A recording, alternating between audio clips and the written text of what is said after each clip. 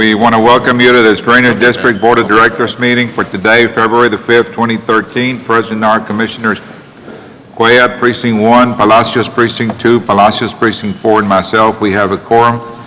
Anything under open forum? Floor. Oh, no, sir, not that I'm aware of. All right, a consent agenda, any concerns? No concerns, Judge. Move for approval of consent agenda. Those in favor indicate by saying aye. Aye. Aye, motion carries. Item 4. Good morning, Judge Commissioner. Item 4, requesting approval to accept bids and award agreement to the sole bidder meeting all specification requirements for RFB number 13-008-01-17 pipe, reinforced concrete pipe, tongue and groove, reinforced concrete pipe, rubber gasket, box culverts less than 2-foot fill, box culverts more than 2-foot fill to Rio Valley Piping LLC. Basically, we've done the advertising out. They're the only vendors that submitted to us. This will give us the ability to start buying the boxes and pipes that we needed for drainage directly from the vendor, which should be able to give us a better discount. We've compared the bid prices they've given us to the regular prices they've got out in the market, and it shows a savings probably about 15 to 20% if we provide the materials for whatever contractors we're going to be putting out. So moved. Second.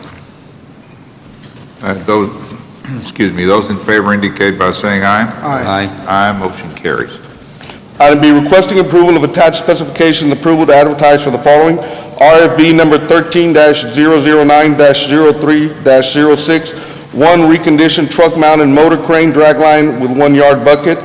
Item 2, RFB number 13-010-03-06, 4 new 15-foot batwing mowers. These are part of the budgets that y'all approved for the board, by the board last year. So moved. Second. Those in favor indicate by saying aye. Aye. Aye, motion carries.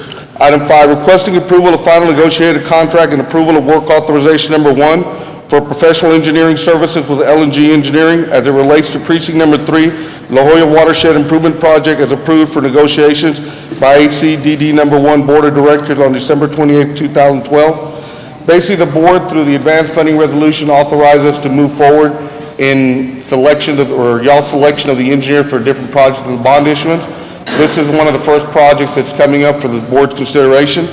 I've got a board up over here for the board to look at. This is the area of water that's coming down into the La Jolla area. On the western side is about 99,381 acres of water coming in north of Parachina that flows south into the La Jolla area. Where is La Jolla on the map? La Jolla is right here. Okay. This is the expressway. This is Parachina Road through here. And this is 107, right here. So you can see how far north it goes past the Cook area where that water is coming south. And that creates part of the flooding and it's also part of the water that comes into La Jolla. In addition to that, we have the other watershed here that covers all of the Pueblo de Palmas development, which is several thousand acres up there, that all this water is coming south this way. What Commissioner is looking in through what we call the rural drainage is start developing the improvements that are needed in here in 2 parts. One is to make sure that what we're doing to the org to address this part of this area. The other thing is that as Delaware Texas is building their new bypass around La Jolla through here. All of the water is coming down through that area and we want to leverage with Texas $84 million, whatever drainage improvement needs to be done in there to be able to capture that water and keep it from coming down over to the La Jolla area or to the Peñitas area, and also to make sure that we don't overburden the La Jolla watershed, La Jolla Lake itself. So that's what this project is developing. We're following also the NEPA process because as TxDOT is coming through for the construction and the land acquisition, we need to make sure that the public hearings are taking place and that all the environmental process is being done. Doctor, Yes, sir. is the TxDOT participating in the actual, Construction? well, the construction, they're going to bid it out? I'm sorry, Commissioner. TxDOT is going to bid out the project. Yes, sir. TxDOT is bidding out the project. Yes, sir. Does it include a certain percentage from TxDOT towards the cost of the, Any money? The money that is included, Commissioner, is the actual construction of whatever drainage ditches need to be built in there. That's what it includes, sir. the cost? You know, we've negotiated in the past on, anytime we do a project, and close to an expressway. TxDOT comes in and participates on the total construction of the drainage, of the pipe work. Basically, what we've done in the past was TxDOT is two parts, Commissioner. One of them, TxDOT designed what they need for the roadway. Any upsizing, the district participates with the upsizing. The second thing that we've done was TxDOT on drainage is that we go out and acquire the right-of-way, and TxDOT goes in there and bids out the construction of the For ditch. instance, on this particular project, Yes, sir. with water coming all the way from the north, certainly you're going to have to upsize the pipe work. It's not just upsizing, we have to build because there's nothing I there. understand, but the need for having a bigger system Yes, sir. to accommodate TxDOT, or they're going to participate in that cost. What TxDOT is going to participate, Commissioner, is to make sure that whatever water is hitting their expressway or their bypass is not, that the bypass itself is not serving as a dam to obstruct the water. They're required to make sure that whatever crossing is underneath the expressway is not going to serve as a dam of this water coming from the north. Well, it's not only the crossing itself, but the water coming in. And you pointing out that the water's coming all the way from the north.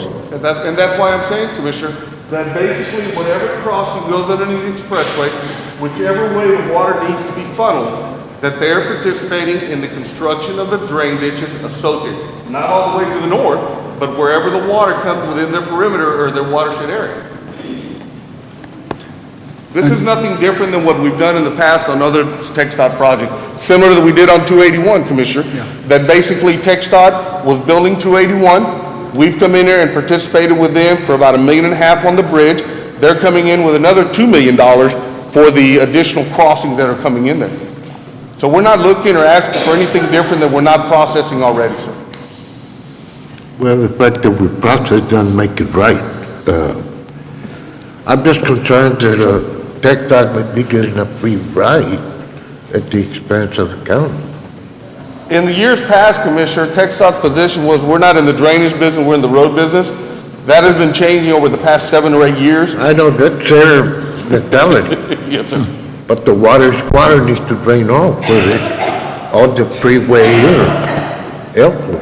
And that's why, And all I'm suggesting is. yes, sir, I just want to make sure that TxDOT is paying for Their fair share. Their fair share. Participate. I agree with that, sir. And, So just to make it clear, the TxDOT is providing a percentage of the construction dollars for whatever drainage structure we're building down there by La Jolla bypass? Yes, sir. Basically, TxDOT will be handling the proposal, they'll be handling the construction of the drain ditch, whatever structures need to go underneath their roadway that are their size, we will participate with whatever the oversizing is. TxDOT will be 100% putting whatever costs they need to for the bridge crossing coming in over the La Jolla, that's completely their cost, and anything coming from the west side coming into the La Jolla area. We have a small bit, we'll give you a copy. I guess this is the place. Can you get on the mic, please? I guess this is Virginia Townsend. I said I'm not going to say precinct 3 anymore. I guess this is the place to ask, because our ranch has the La Jolla water drain on it, and it is a long standing thing. I mean, it's been there forever, and it pushes a whole lot of water to the south. But do we know where we're going to divert it? No, that's Okay. part of what we're trying to evaluate Oh, now. okay. Because right now it comes down, Ms. Townsend, and it hits several canals, and it stacks up behind it, and then when it breaks through there, it comes and hits over where the Peñitas area is, where those homes are, where that water got up to the window sill. So in the discussion we had with La Jolla Lake, they're willing to take water over to La Jolla Lake because they need more water coming into their area. So that water is going to be hitting the bypass, so we're channeling it to the west. We have preliminary discussion with La Jolla, and they're willing to take whatever additional water can be put into the lake so it can be reused. Okay, thanks. Godfrey, I see the benefits, similar to how we did 281. We take advantage of what the state's already doing. Obviously, we're doing it at a very discounted rate, obviously. They're cost sharing the construction. I mean, I understand, I think it's a good project. I just wanted to make sure that, obviously, this is rural development, it's not a bond project on the bond issuances that we sold out there, other than the rural development. That is Of correct. course, it covers all that area where there's a lot of rural area. All of So, the development that's in here. Right. What's gonna happen with TechStop building, we're working on this project in here, we're gonna be able to extend the ditch, it's already in the master plan. If you go over to Sabina del Sol up here, excuse me, there's probably about 1,000, 1,500 acres up there that they've already dug detention facilities or drainage, and it's linking into the ditch, it's gonna be coming south. yeah, I could see where the rural development Yes, sir. impacted it. Okay, so obviously, he's using rural development funds. that Yes, are sir, gonna be and we've got an allocated. item that we're presenting to the board. So far on the rural drainage developments, it's about $10 million in the bond referendum. Every precinct has been looking at allocating 3.75. We're going to be bringing that to the board next Tuesday for the board officially to take action, to make sure that each commissioner knows the kind of dollars that are going to be associated through the board action, instead of just saying, okay, 3.75 for each precinct. So we'll be bringing that up. In addition to that, we're going to be bringing up also the buying of the assets from each one of the precincts. I know that the board has agreed to purchase, in discussions, whatever equipment in Precinct 1 has, since we're taking over the drainage in there. In addition to that, Commissioner Joseph Palacios, Commissioner Tito Palacios have some assets that they've built over the past 5 or 6 years through CO money. I think Commissioner Joseph has about, I think it's $7 point some odd million dollars. From preliminary numbers I hear from Commissioner Tito Palacios in their analysis, they've got like $4 point some odd million. So that's about $11 million. As you can see, we don't have $11 million. We're gonna have about 8.8. So the board's gonna have to discuss how the allocation or which full projects we're gonna be buying. But again, as discussions I've had with y'all, the district can buy the assets as long as there's no federal dollars associated with it. If you use federal dollars, we don't pay for that money.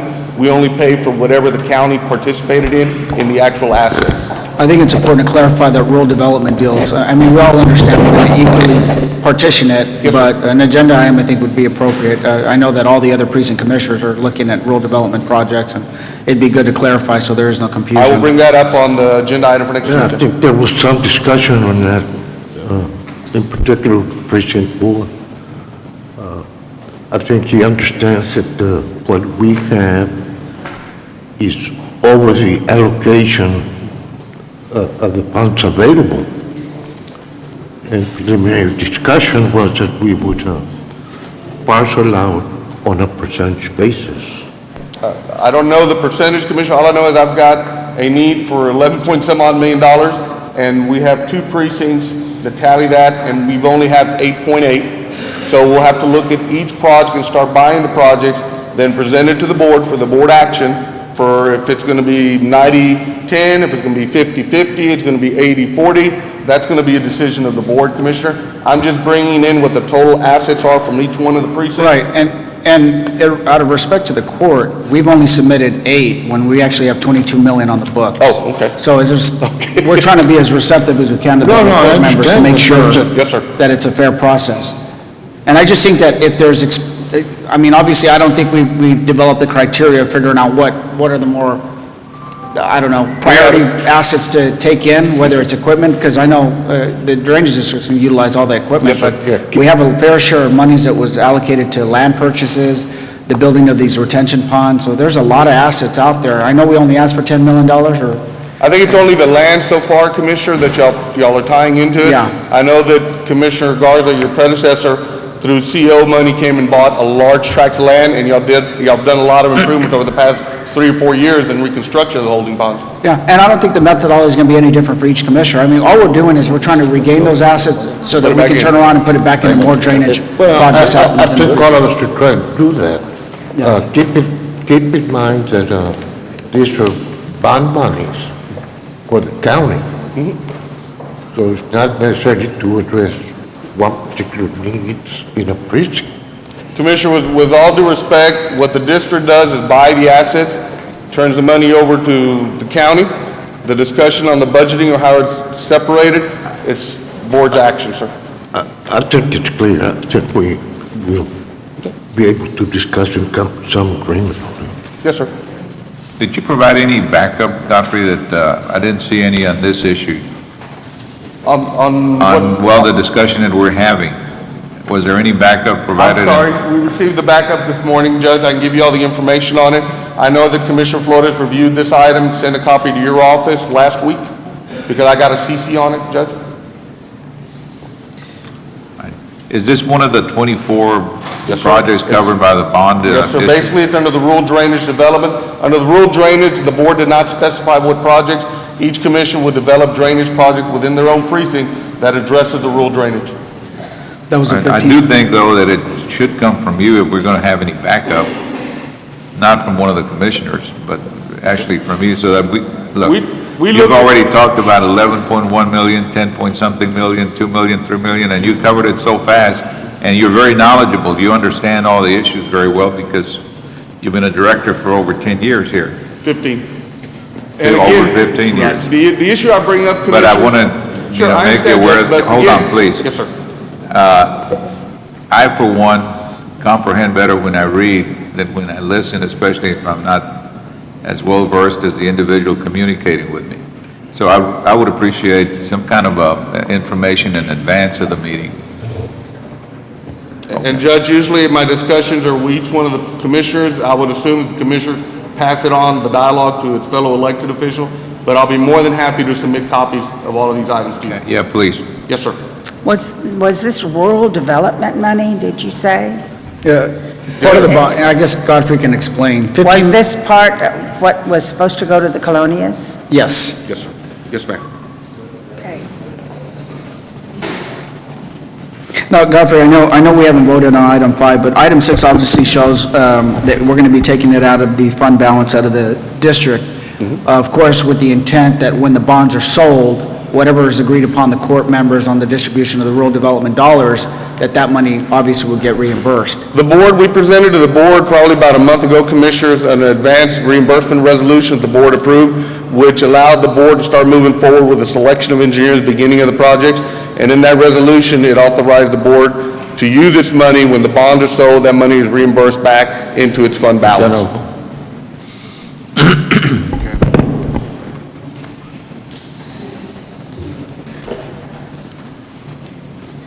Any other questions? The discussion that we have, Judge, is not necessarily on this particular project. It's It's in general. Not necessarily on this particular project, But that's true. but pero I'll make a motion of approval for item number 5. I'll second it with a question. Judge, did you sit in on the negotiations on this? No. I've requested to sit in. I don't want to be negotiating. I want to see and witness how they go about doing it, what's involved. But I didn't get an opportunity to do that on this particular item. To make a motion? We have a motion and a second. Second. If there's no other questions, those in favor indicate by saying aye. Aye. Aye, motion carries. Item 6. Item 6, request approval of the budget amendment out of the general fund's unreserved fund balance in the amount of $705,551.98 for funding engineering costs of the La Jolla Watershed Project. Again, as I mentioned, it's tied into the advanced funding resolution that the board authorized. This money will be coming out of precinct number 3's allocation of the rural drainage development. So when the bonds are sold, we will bring those assets in and put it back into our general fund. Godfrey, can you provide a timeline of that process? Sure. I'm glad you asked, Commissioner. Basically, we had a meeting with our financial advisor and the rating companies about a week ago. We invited the commissioners. I believe some of the commissioners sent representatives. I know the judge sent representatives. We had a very good turnout from the ratings. Basically, Moody's rated us as an A, small A2, and S&P upgraded our rating to a double A. We are scheduled, and there's information being sent out, to sell the bonds next Tuesday on the 12th. We will be having the bond sale in Hidalgo County Judge's office where Ms. Chapa is. In there, we will be receiving, or First Financial will be receiving all the bonds, all the bids. They will negotiate those, not negotiate, but accept all those bids because it's an open bid, that anybody comes in and bids. Once they've looked at it and got all the documentation cleared, We will come back and to the board on that same day on Tuesday for the board's action to approve the sale of the bonds. It is on a Tuesday, so I will ask the board to probably recess during the drainage district and reconvene at 2 o'clock. First Southwest has told us they need about 3 hours to get all the bids coming in. Once they have that, all the documentation cleared, they will come to this board for action by the board. That's on the 12th, which means that if sold on the 12th, we should receive proceeds by around March 3rd, March 4th. 3 weeks, 4 weeks, Sir? 3 to 4 weeks. Yes, sir. And that'll be an action item for this board's consideration next Tuesday. But again, there's been communication with the judge's office on this, and I'll make sure that the staff CCs all of the commissioners like we did on the conference. I believe Commissioner Quad, you phoned in on that conference that we had Yes, with I was. S&P and Moody's. Yeah. Godfrey, I know it's not related directly to the fund balance stuff, but the question is, you went back out for a pool?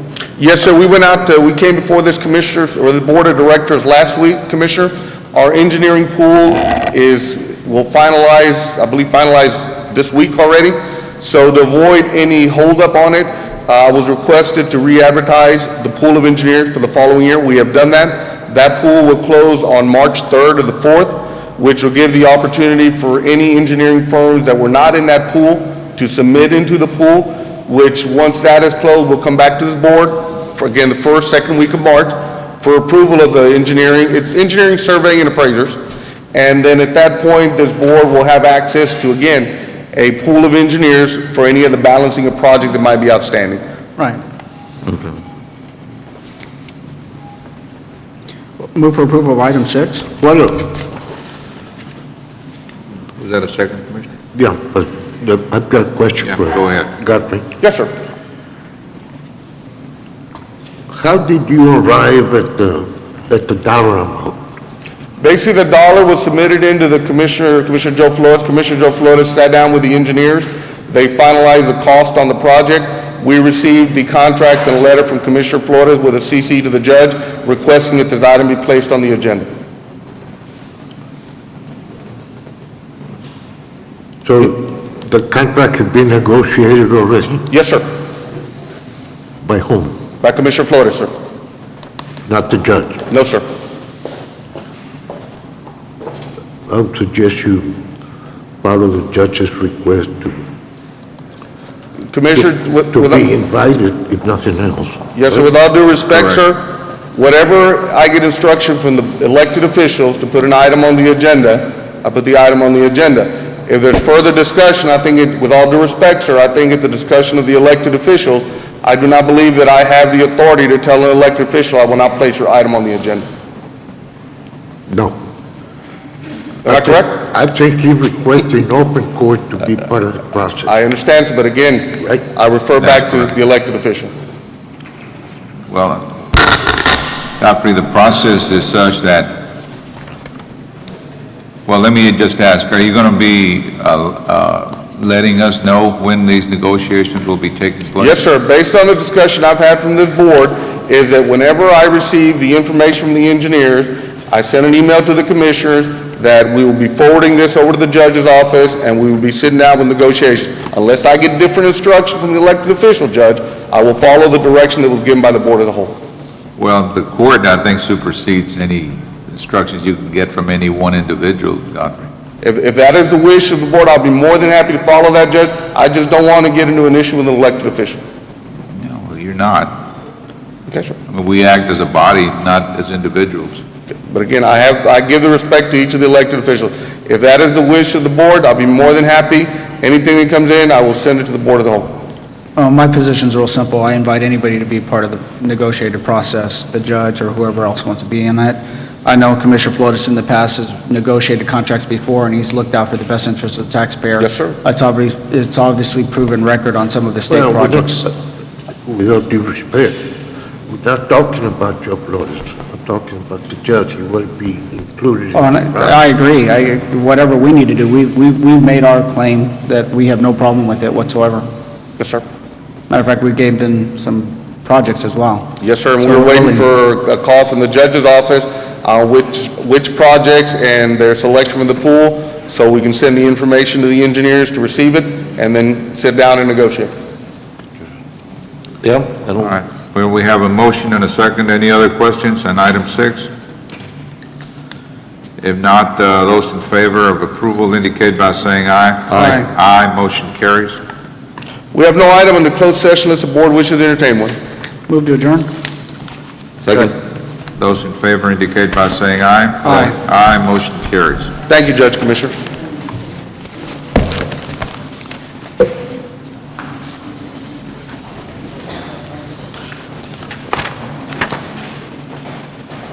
Give us one. Oh, it's already. 9:41. Do you want a break? All right, But we're going to take a 5-minute break. Okay.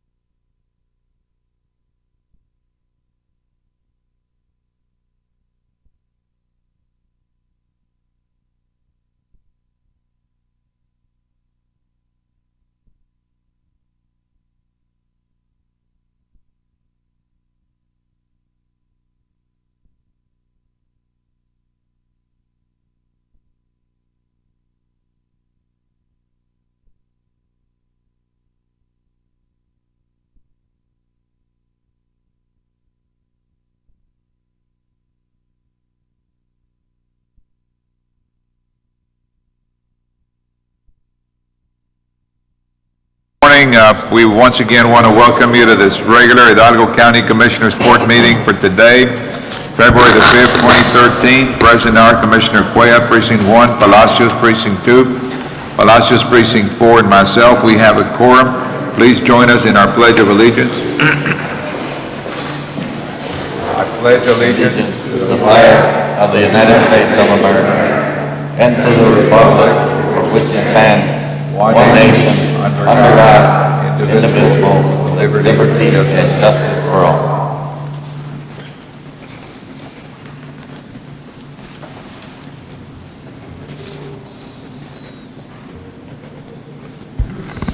Dear Father in heaven, we gather here today to do the business of the county. We're all here because we care about the county. Please give us wisdom, help and guide us, and make sure that we have justice for everyone. We ask you to bless our nation, bless our families, bless our troops, and please send rain, dear Lord, if it's your will. In the name of the Father, Son, and the Holy Spirit, amen. Amen. Any concerns, Mr. Oflacio, with the consent agenda? Yes, Judge. I would like to ask that consent agenda items 9A, 9B, and 9E be pulled for discussion. You have a, I'm sorry? is this, Need a motion to approve, subject to 9A, B, and D. So moved. Second. Those in favor indicate by saying aye. Aye. Aye, motion carries. Good morning. Morning, Marty. Martha Salazar for the Purchasing Department. On those three items, I'm requesting that the court consider approval subject to legal review on the first two, A and B. They have been sent, the two agreements have been sent to the district attorney's office. I do have the confirming email. I spoke to Ms. Josie this morning, and unfortunately, we're going to have to resend because we were missing a page, the back page of one of the agreements. But I'm asking for approval subject to her final On all approval. three? And the third one has already been approved by our legal counsel, by the DA's office. So I'm asking for Yeah, approval. on the third one, the documentation that was attached was not real clear, so we Right. can determine if there was any But it has review. been, the changes recommended by legal counsel have been made. subject, Ms. Fong and I just went through it. We also have her final approval We of the have a document. motion to approve items 9A, 9B, and 9D, all three, subject to legal approval. Need a It's A, B, second? and E. Is A, that B, and correct? E. It's A, B, and E, Judge. E as in Edward. E. Second. All right. Those in favor indicate by saying aye. Aye. Aye, motion carries. Thank you. Thank you, Marty. Under open forum, first presenter is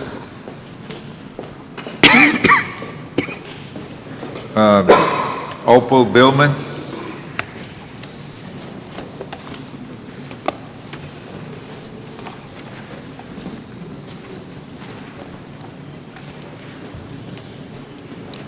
Good morning. My name is Opal Billman. Under my First Amendment rights, I am here each week to ask for my release from 15 years of false imprisonment. Release of me from false imprisonment requires dismissal of a petition for divorce filed in 1996, which did not result in a divorce settlement of our community property or a final divorce.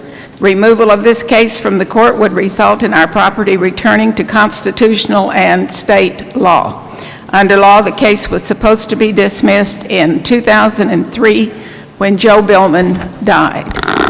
A mentally incapacitated person cannot care for themselves or take care of their daily needs or expenses. If the court gives the property of a mentally incapacitated person to a court-appointed beneficiary, the property must be used for the care of the mentally incapacitated person. The beneficiary does not just take over the property as his own. He becomes the caretaker of the property and the mentally incapacitated person and is accountable for the care and finances of that person to the court. To have a person declared mentally incapacitated, The Texas Constitution requires a hearing with medical testimony and medical evidence submitted by medical doctors. To use accusations, fabrications, gossip, and name-calling that someone is crazy as a means to convey ownership of that person's property from them to another person or persons without compensation is a violation of the Texas Constitution. As a result of a petition for divorce in which the outcome is my false imprisonment, I am restrained from involvement in my business that I managed for 20 years. I want that and the false imprisonment ended. I want to be able to walk out to my citrus orchard and pick a grapefruit or an orange off trees that I own and eat them without the police being called to arrest and put me through another unconstitutional trial, which, by the way, would be the already planned 3 strikes and you are out. I am not now or ever have been mentally incapacitated or dead. Thank you very much for your time.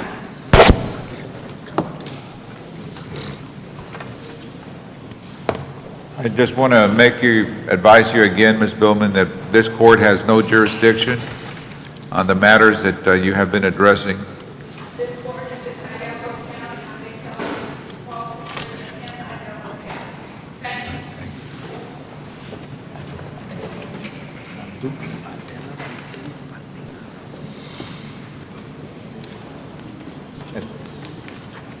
We have just been informed that Judge Juan Partida, 275th District Court Judge, that his mom just passed away, Adela Cantu Partida. If you would please join me in a moment of silence in honor of her memory.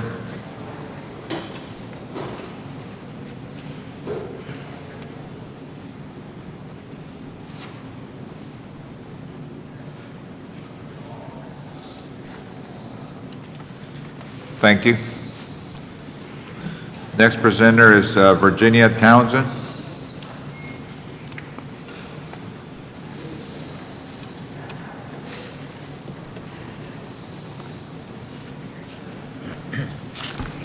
Yes, you see, I said thanks, which I mean thanks for the ones who showed up on time, or pretty close. It was much better today. I do thank you. I like it on time. I think it's better. I think it's more professional. And I made a mistake last week when I said we are being charged $500 for every half hour that we're on the air. It's $575 for every half hour that we're on the air. And they don't take it off. I've been watching at night on Tuesdays, and the dead time when you all get up and take a break, they are filming. So we're paying for that. So I'm sorry, guys, I don't think you can take a break anymore. Yeah, that is a lot of money churning away there. The other thing that kind of bothered me a little bit is I pulled this because I guess I was asleep or didn't come for a while. I didn't realize that our new policy is to always have a construction management service with everything that we do. Whether we're redoing something like the annex building, or whether we're out there working with the restitution center, we've got to hire a construction manager. And is that just automatic now? We always need a construction manager? Having an architect and an engineer is not enough? I would never do this if I were on the school board. I used to say to the architect, the buck stops with you. If something goes wrong, we'll be calling you. And so there wasn't a buffer of construction manager to, I don't know, it's just layers. Engineer, architect, construction manager. I don't know, we just get layers. It's just more bureaucracy for me. I wasn't aware that that's a new policy. And somebody can enlighten me if it isn't, but it seems like it is. Thank you. Next presenter is Fern McClarty.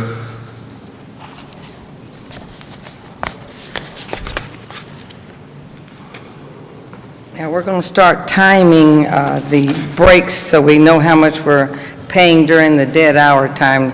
So we're hoping maybe y'all take turns at going out and everybody else will stay up there thinking about that $575.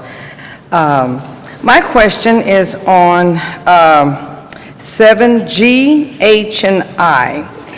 This also, I think, was brought last week. I'm trying to find out if we need defensive driving classes for people that are driving county-owned vehicles. I did ask a question about Precinct 4, and I believe they said it wasn't his fault he got hit. So my thing is, maybe we could teach them how to drive so they can outrun the guy that's fixing to run over them. I don't know. But it sure is a lot of money. I mean, last week, I think, was a total loss on a couple of vehicles. Now we've got 2 more here that are total loss. We're talking $17,000, but when you get ready to buy a vehicle, it'll be $28,000, and then plus hopefully some of the equipment on some of these will be able to be taken off and used on the newer vehicles that we're going to probably have to purchase. But something's got to be done. There sure is a lot of wrecks lately. I don't know if there's something in the water or something, but maybe y'all could check into it. Thank you. Next presenter is Lydia Jeffrey. Lydia,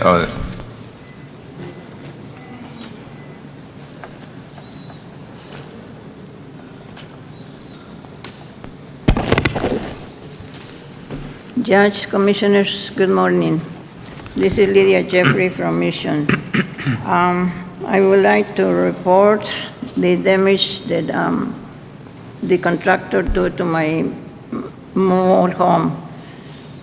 And I need somebody to help me with this problem because I can't take it anymore. For my health is no good, and I can't do anything anymore for myself. So I need somebody to help me with these people who abuse of funds and programs that they help to the poor people, abusing the money and abusing the owners, doing more damage than repair the needs. So I received this notice in the newspaper, and is that true? If I tell you and I have no proof, they maybe say this lady is crazy, and they didn't put attention to me. So I want to ask you, Judge, if you can do something for me. They do too much damage in the mobile home. I don't have light in 2 rooms, which the important is the bedroom. I have a lot of stuff in the bedroom, in the tub, and I didn't take it out because I wait for the contractor to go fix the damages. And anyway, they go about my property, private property, because they took a lot of wood, they took plumbing parts that I have there in the hall of the washer and dryer wear, and they took a lot of things from my property. So I'm asking you, since the beginning, I asked to the judge and commissioners to help me with a grant to repair the mobile home. Thank you. thank you, Ms. Jeffrey.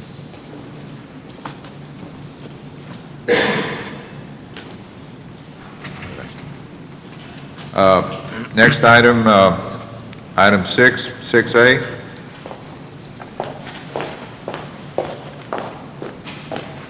Morning, Judge, Commissioners. Karina Cardosa with the Public Affairs Division. The item is going off of, last year we passed a policy to allow for interns in Hidalgo County as part of expanding and encouraging more interaction in local county government and providing experiential learning for students. So we have today an item, and the item reads, approval of appointment of interns from Business Education and Technology Academy in Edinburgh. The Beta School, as part of South Texas ISD, has this type of internship requirements of their high school seniors. And at this point, I would like to recognize the student and their sponsor, Ms. Nashla Showery. She's the intern coordinator. If you can please come join me at the podium as I read the item. The item reads, approval of appointment of interns from Business Education and Technology Academy in Edinburgh. We have Ms. Marisela Prieto. She will be placed in the 92nd District Court. We have Marcela Hernandez Flores, who will be placed at the IT Department in the Criminal Justice Software Division. We have Ms. Cecilia Garza, who is going to be placed in the Public Affairs Division in our office. And we have Juanita Isabel Rea, who she is going to be placed in the Indigent Defense Department. Most of their interest was actually, Judge and Commissioners, in the criminal justice system here at Hidalgo County. And so we've kind of tried to place them with their interests so that they can get some type of hands-on learning in the environment of the careers that they wish to go into. Ms. Showery, would you like to say a few words about the program? Thank you very much for this opportunity. It's a joy to be able to brag about our district and our campus, which is Business Education Technology Academy. If you're not aware of South Texas ISD, we serve different magnets, and we're a magnet school charter, the only magnet district south of Dallas, Texas. And there is the medical charter, there's the engineering charter, and we have 4 campuses for high school. We're going to build a new high school in Brownsville, so careers is what we do. And I teach business, and these are business students that are interested in law. And this year, we have a little bit of a different change. Last year, we had 17 interns that we came and visited you. So I'd like to thank you, Commissioner Cuellar, my commissioner, Hector Palacios, Commissioner Joe Flores, Commissioner Joseph Palacios, and of course, Honorable Judge Garcia, for hosting us this morning. These students are being placed in their interests, and that is what a career magnet school does. There are 32 internships. There are 10 boys this year and 22 girls. And they're placed at UT Pan American in technology, and the other 2 law students are placed with Marcos Barrera law firm and Bobby Guerra, our newly elected representative law firm. And these girls wanted to get down to what business was all about, the county courthouse. And what the county law is all about, and the municipal. So I'm so grateful that you gave us the opportunity to do this. They saw the rigor that it took to apply, the professionalism you have to have if you're going to work in a professional environment, and with their help of themselves and their interest, they'll continue in the wonderful world of law. Thank you very much. Thank you, Ms. Showery. So Judge, Commissioners, the students will be here for 2 hours, 2 days a week, and they'll be at their placement, they'll report. They each have a supervisor who will be responsible, who have taken on them as the responsibility so that they can supervise them, evaluate them, and provide them with a really good learning experience. So I don't know if the court would have a few words to say on this inception of this program. And this morning, you're asking us to approve this affiliation agreement? Yes, sir. So moved. Second. All right, those in favor indicate by saying aye. Aye.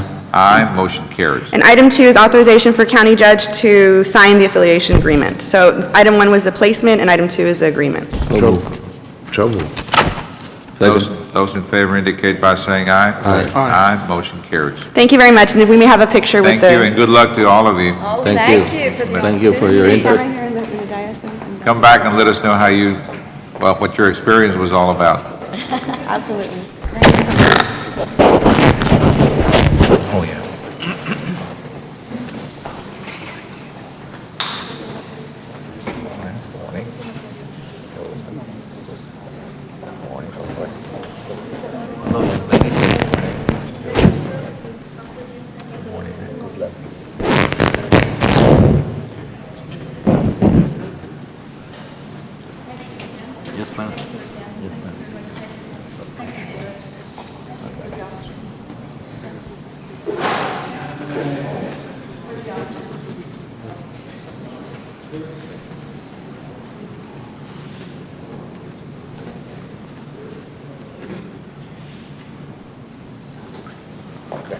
All right, good luck to you. Thank you, good luck.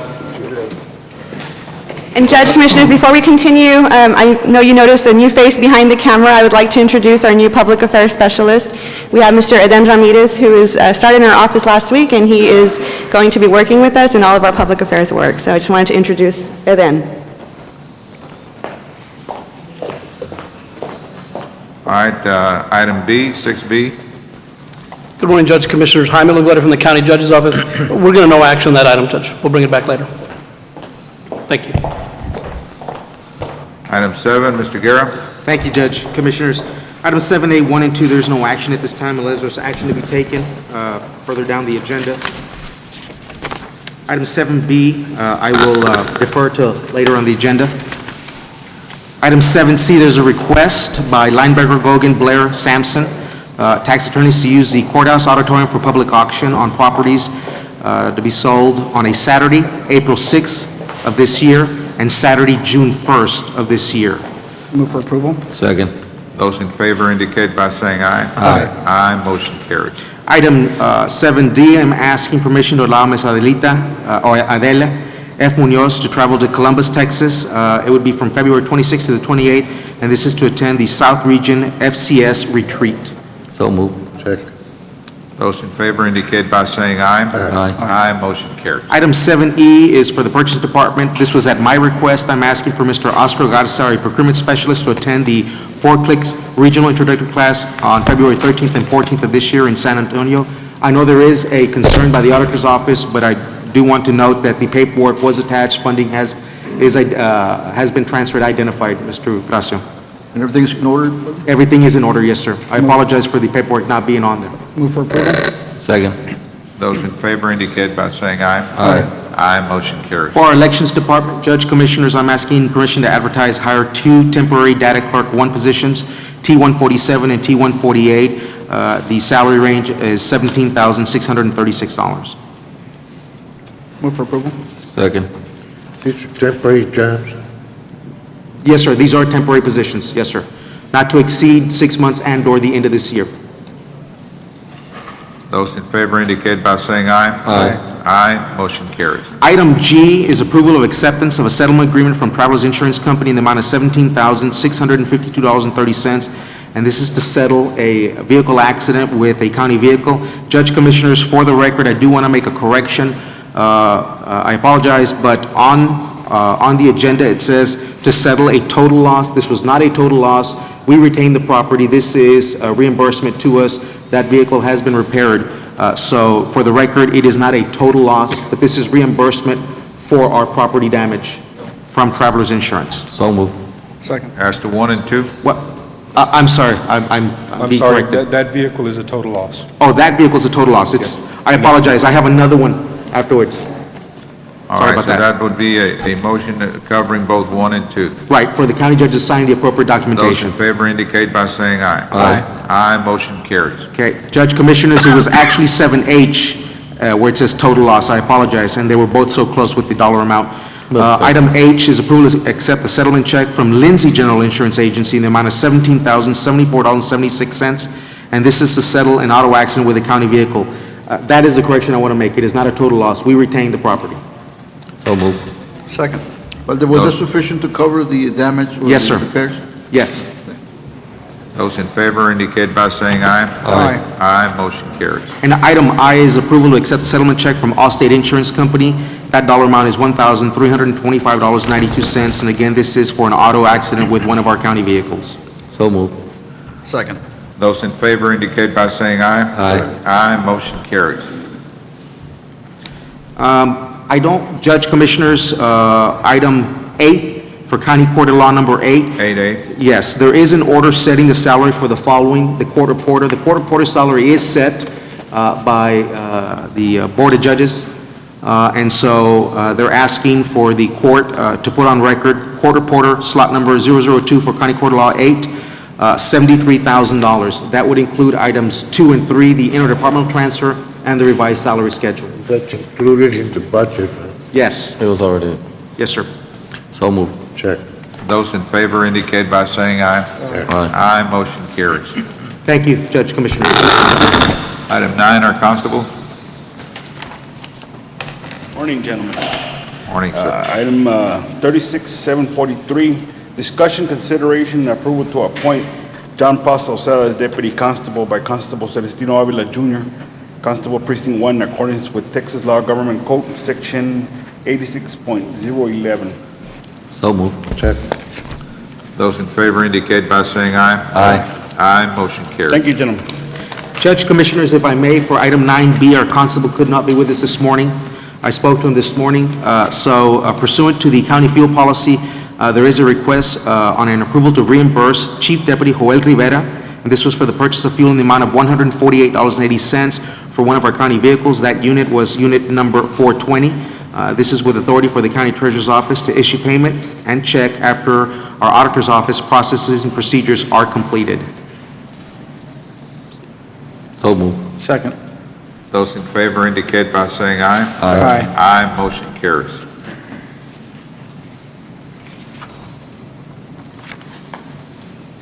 Item 10, Sheriff's Office. Morning, Judge, Commissioners. Morning, sir.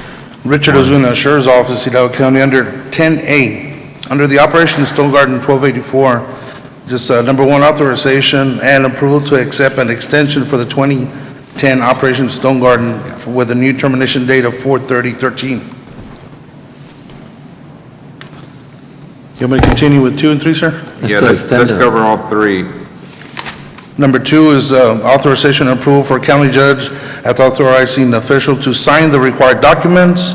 And number 3 is the authorization to deobligate the remaining amounts in the 12 of the participating cities and 3 of the county constable precincts, which is 2, 3, and 4, and transferring of the amounts to the 2010 Operation Stone Garden Sheriff's Office, Precinct 3 and Precinct 4 grant budgets, which are listed below, the ones that are going to be deobligated. Lieutenant, you deobligating precinct 2, 3, and 4 funds and transfer them to precinct 3 and 4. Sounds kind of odd. You deobligating from their offices to transfer them to their offices. They were deobligated because there wasn't going to be sufficient time to actually spend the money within that time, so we had to get it back and redo it again. And with the direction from Deborah, which is the auditor's office, we allocated them in this position so we could spend the money quicker by the termination date, Mr. Ofracio. Okay. So the other precincts are going to be shortchanged.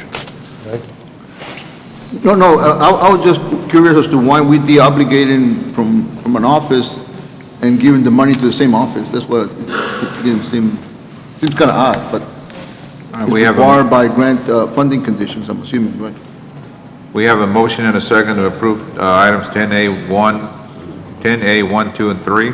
Those in favor indicate by saying aye. Aye. Aye, motion carries. Thank you, Judge, Commissioners. Now, item B. How about B, Lieutenant? There's a request to, for approval to authorize the Sheriff's Office to continue participation in the Texas 1033 project. Any questions? If not, I would entertain a motion to approve. The 1 and 2, Judge? That would apply to both 1 and 2, authorizing me to sign whatever documents are So required. moved. Second. Those in favor indicate by saying aye. Aye. Aye, motion carries. Thank you. Thank you.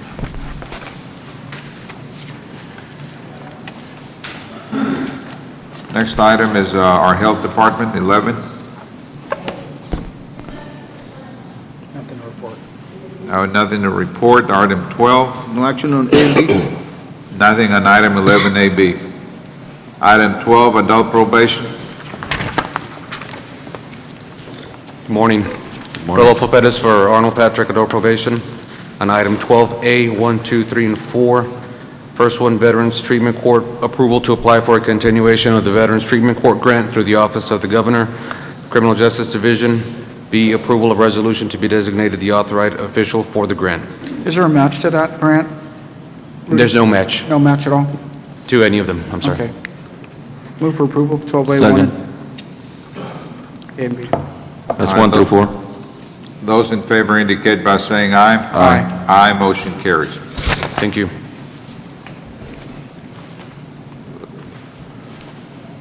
That motion can apply to all the Yes, entire 1 through 1, 2, 3, and 4. All right. Item 13, emergency management. Good morning, Judge, Commissioners. Oscar Montoya, County Judge's Office, Emergency Management. On item 13A. Morning, sir. Texas Safe Shelter Initiative Grant approval to accept the Safe Shelter Grant on behalf of La Joya Independent School District in the amount of $2.4 million with a 25% match of $600,000 to be provided by La Joya Independent School District. This grant was awarded by the FEMA, Federal Emergency Management Administration, through the State of Texas Division of Emergency Management. Move for approval. Second. Those in favor indicate by saying aye. Aye. Aye, motion carries. Then item 2, sir, requesting approval to accept the memorandum of agreement between Hidalgo County, La Joya Independent School District.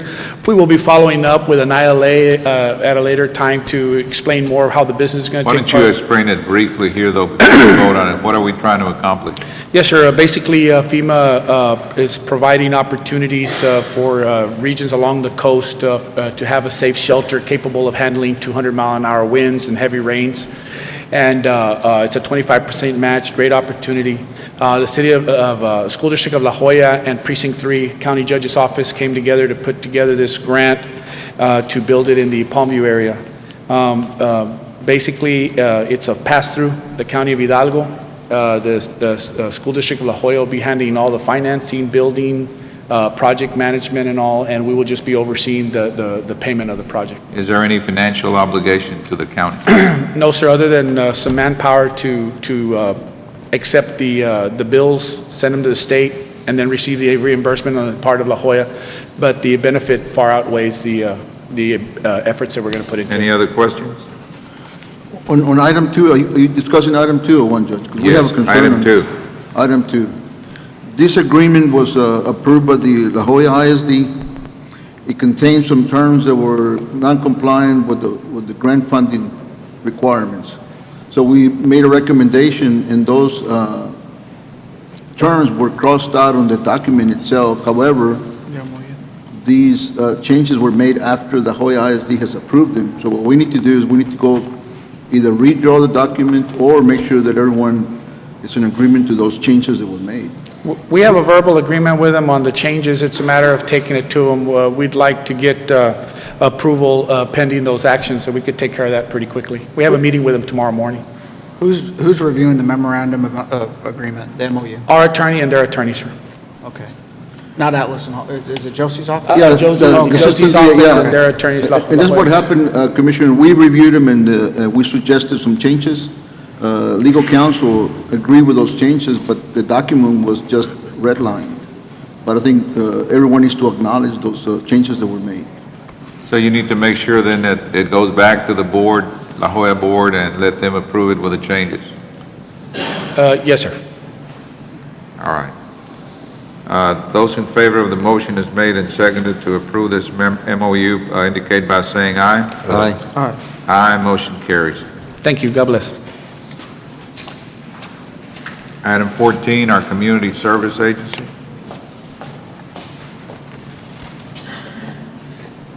Good morning, Judge, Commissioners. Before morning. you, I have the Community Service Block Grant for 2013 for the sum of $401,823. This is the first quarter amount for an anticipated funding level of $1,607,292, and it is subject to legal review. How much did you say was a grant? The anticipated amount will be $1,607,292. This is for the first quarter amount of 401. And that's to operate your program. The Community Service Block Grant is the main operating budget for the agency. Any questions? It does need to be subject to legal review. It's subject to legal review. All right. So, Second. Those in favor indicate by saying aye. Aye. Aye, motion carries. Requesting the court's authorization and permission to sign off on electric, all the data entry reports that are submitted to the funding sources on a monthly basis. All right. so moved. Need a second? I'm sure that's allowed. Those in favor indicate by saying aye. Aye. Aye, motion carries. Thank you. Thank you. Item 15, our IT Department. Good morning, Judge. Good morning, Commissioners. A couple of quick items here. 15A is a transfer of a data card from the Executive Office to the County Judge's Office. We're just changing the account that the data card's being paid on. Requesting approval on 15A. Move for approval? Second. Those in favor indicate by saying aye. Aye. Thank you. Aye, motion carries. 15B is just continuation of service as listed on the chart below. Requesting approval. So moved. Second. Those in favor indicate by saying aye. Aye. Aye, motion carries. Thank you. Have a good morning.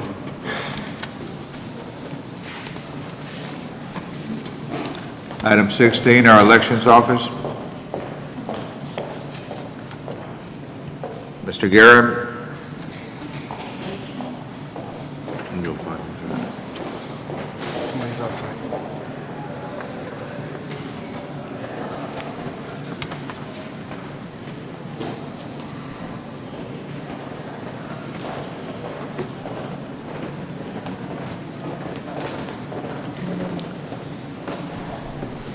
Have you talked to Yvonne about this? No, sir, I have not. I was wondering if this is what she was referring to as the voting outside, Judge. centers. Judge, I don't, she's coming. Oh, Is she she's here? coming. Have her, somebody call her and let her know that she's up.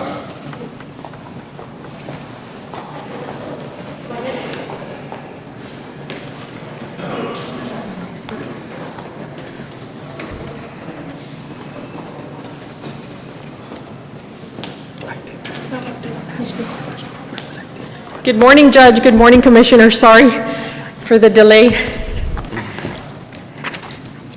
Okay.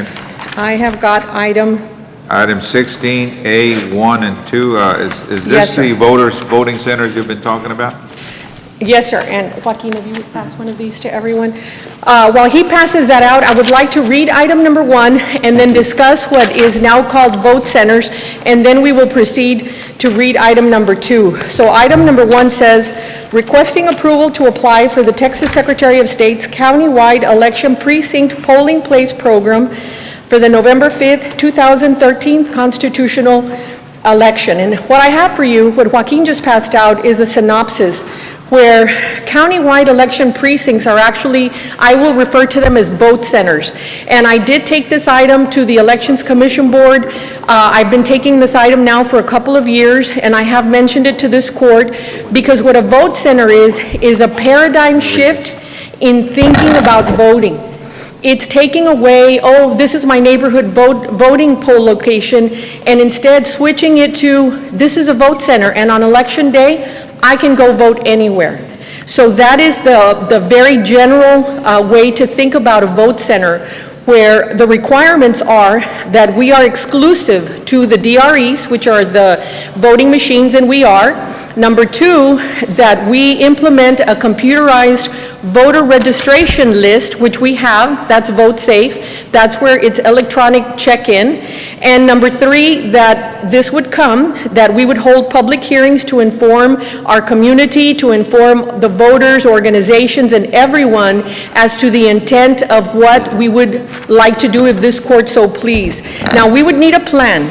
We would need to create a committee to study the methodology, to study the placement of these poll locations, because the first year, we would be able to use 65% of the number of poll locations that we now have, and that would be 48 poll locations. The second year, it drops to 50%. Number 2 would be to create a communication plan. So we would work very closely with Karina and the community so that we would let everyone know what is happening, and alongside with a committee. Number 3 would be to involve, of course, those organizations, especially those that represent our minority voters and voters with disabilities, because we want to make sure that everyone is on board and understands. Number 4, we would have to pre-clear the plan with the Department of Justice, of course. Number 5, all local political subdivisions that run in November would be able to join our ballot and join our locations, just as they do now. And number 6, just as they do now, we would appoint a judges and clerks in the same manner. And when it's all said and done, I would have to file a report with the Secretary of State's office, who is keeping stats on the success and not success of these vote centers. Now, Judge, you asked me a very important question during the Elections Commission Board meeting, and that was, these are all the positives. A voter being able to go and vote anywhere on Election Day and not being turned away. Just like early voting, the highest percentage of voter turnout is during early voting. And we have a base number of 25 poll locations versus 74 during Election Day, and yet that voter turnout is so low. Voters are being turned away because they go to the wrong location, and this would be like early voting. It would be able to allow the voter to vote at any of the poll locations. But I did go back and talk to my supervisors, and I would like Joaquin to address the one issue that would be a drawback. One of the bigger things that you notice is that during Election Day, it's by precinct. So if you have every precinct available at every polling location, when you read in the results, you would no longer have it where you would say the races determine how many precincts have come in. All the precincts come in at every single time. So no longer would you say 47 out of 150 precincts have come in. You would just say, as it keeps, how many vote centers have come in? Would it be 1 or 5 or what have you? But that's one of the things. Another thing that would be is that the way we would take in results would be, it would take a longer amount of time as a result of having to take in the information from each individual machine. So as opposed to having one particular cartridge or PEB for every location, you would have, depending on however many machines you'd have, there would be one for every single machine. So you'd have to read one each individually for every machine. Now, there's ways around it where you could have a particular device that could read in, say, 10 or 20 at one time, but it still would be a little bit slower than you would have compared to what we've done in the past. So that's the biggest one I could say. So just to reiterate what Joaquin is saying, we do have what is called a programmer, a gang programmer, that is able to read these flashcards 20 at a time. So right now, we have a master PEB. So let's say there are 8 machines. That master PEB is then brought into the office by the judge, and it's read in immediately, all 8 at once. But this programmer, this gang machine that we have, is also able to read up to 20 cartridges. Where it would take a little bit more time is taking each cartridge, feeding it in, and then reading it. So when Joaquin talked to the vendor, ES&S, they said, it would be a matter of minutes as far as taking longer, because the judges have to already bring us those flashcards. They already have to bring that, and they have to bring the master PEB so that we have a support in case there's something wrong with and it doesn't read correctly. So those are the 2 things that would be, as the judge had asked, there's so many positives for this, where are the negatives? And that's, after lots of discussion, that's what we came up with. Any questions on that? Yes, Yvonne, sir. I do have a question with respect to the requirements. You say on here, hold public hearings to inform and solicit opinions from the voters, minority organization, parties. I don't see it on the proposed schedule for implementing the countywide election process. When would you hold the public hearings? And would it be one single public hearing, or would it be public hearings in each of the precincts? I would think that it would be at each of the precincts so that we reach larger amounts of voters, but in smaller groups. Okay. So I foresee us, and that's why I'm starting so early, because right below that, Mr. Guerra, you will see the proposed schedule that the Secretary of State proposes. And you can see here that they give us, for example, by Monday, July 24th is the deadline for me to submit my request. Right. And I would like to do that as soon as possible, because by Wednesday, July 30th is the deadline for the Secretary of State to approve this plan that I would submit. Wednesday, August 7th is the deadline for pre-clearance with the Department of Justice. And so between now and July 24th is the time that we would go out into the community. As I said, I would like for there to be a representative on the committee from this court, as well as working with Karina, so that we have representatives from throughout the county that would assist us in coming up with a methodology and coming up with the best plan possible for the County of Hidalgo. There are, of course, Lubbock, who is so ready to come and assist us. We went and met with them. They have 2 commissioners that belong to the committee, and they are so involved, and they play such a major role. They also have a member from the Disabilities Board that goes and looks at the locations and makes sure that the locations are up to par. So this would be what we would start doing as soon as this court approves me to submit the application, and of course for the state to go ahead and approve us, because they only have 6 counties that they approve that are over 100,000 in population. So the sooner we get it in, the better. Do you anticipate? I'm sorry? What is the approximate amount of delay? You indicated that it would take a little longer. What, are we looking at an hour, 2 hours? What did ESNS say? At ESNS says per polling location, you're looking at about 10 minutes more. So depending on however many polling locations, we have 48, but we would do it in sequential order, so it'd be, you're doing pieces as you go along. So it's hard to estimate at this point what we're gonna do, and if we do get this approved, we're gonna do tests that we would mimic what would happen that night. We're gonna do a mock. Or a mock, and then see how. Election night return. So that way we can kind of estimate as to how it would work. And as he said, Judge and Commissioners, we would no longer, you know how you always say, 1 of 257 precincts, 10 of 257 precincts, that would no longer be the case. We would still, though, Judge, be able to report precinct by precinct returns, but we would not close the poll locations like they close now, by precinct. We would close them by location like we do early voting. It's the exact same replica of an early voting model, where a person can go vote anywhere, and their vote would be accepted. If we're looking at 10 minutes per location. Per shutdown 48, of that's location. 480, that's 483.6. That's 8 hours. Right. Well, I don't think it would be that Well, long. and I'd say that only because if you were doing it one at a time, that's what But we don't. But we're not going to be doing one at a time. You're doing 20, depending on how many locations have machines. Typically, you get three locations for 20 machines, so you would be doing about, I'd say, within those 10, at least 4 to 5 locations. So it's really a matter of just seeing how it would work and how many would really be reading at that same time. But I suspect it would be no more than, for the entire, reading in the entire results, no more than half an hour to 45 minutes than what we're doing right now. Because I think it's important for the community to, when they go to bed, they know the results. Oh, but. We have to by law. But we'd be posting continual updates. That doesn't change. You'd still be getting constant updates throughout the night. However, the final, as to get everything wrapped up, it would be just a little bit longer than that. Should be a lot quicker, no? To get the results. Yeah. And keep in mind that right now, what I'm asking is approval for me to sign the application to apply. And as we go through and we do the public hearings and we decide what is best for Hidalgo County, then I would come back to this court and you would vote, yes, let's move forward with vote centers, or no, we won't. So this is not a final decision as to we're going to do it. It's just to I think apply. yes, sir, we're just applying. That's what I'm asking permission. Move for approval. Second.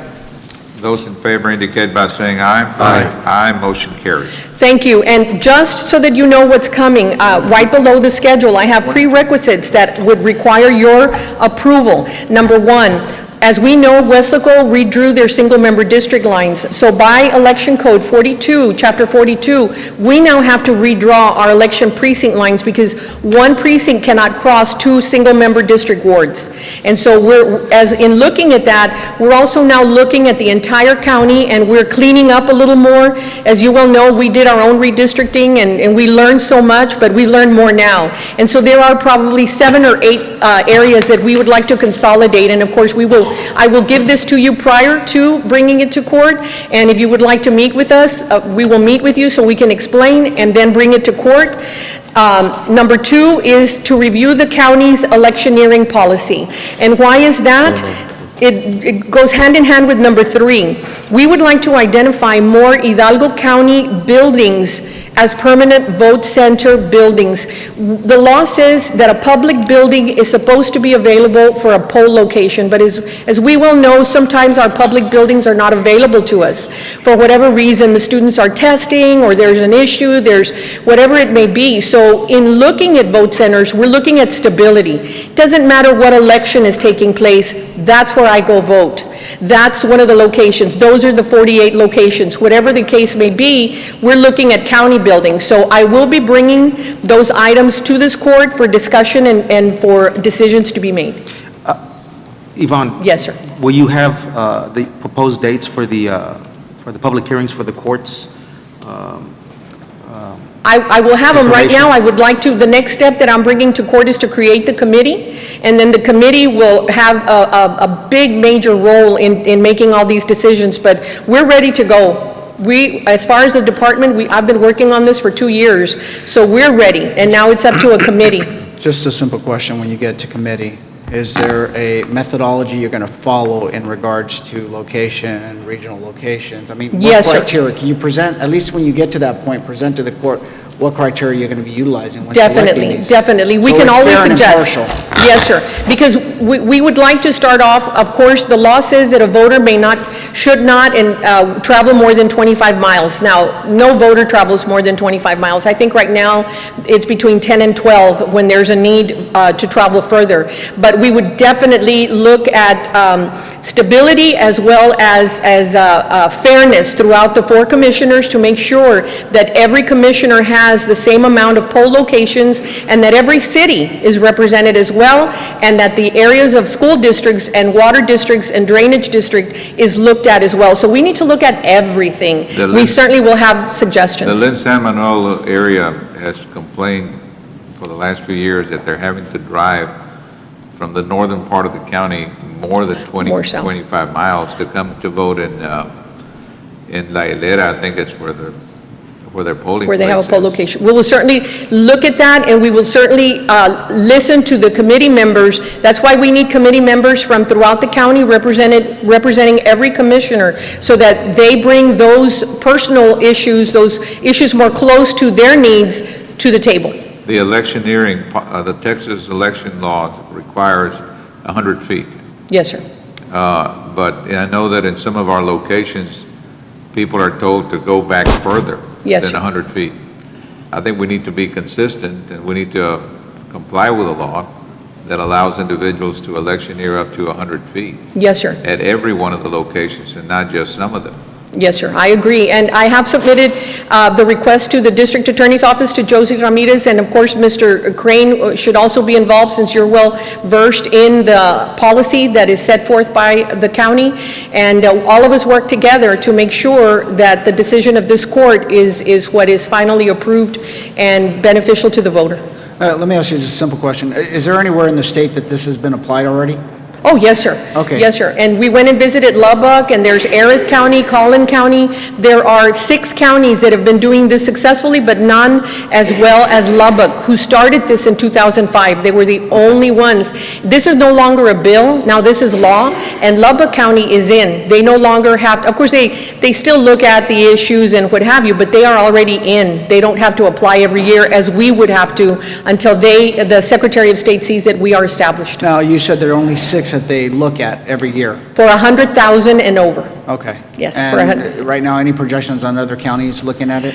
More and more, the large counties have issues, like Bear County did a pilot program, and they were not happy because of that issue that we're talking about, where we don't give you precinct by precinct results on election day, we give you poll site by poll site. They had issues because they are so vast, they are so large, that they decided not to do this. I think, my personal opinion, I think this is good for the county of Hidalgo. If we get a strong committee and we really look at the needs of our county, this could actually work, and it would be such a benefit. Right now, I pulled the provisional votes, for example. It was a small amount. Less than 7% of voters were turned away at the polls because they were at the wrong location.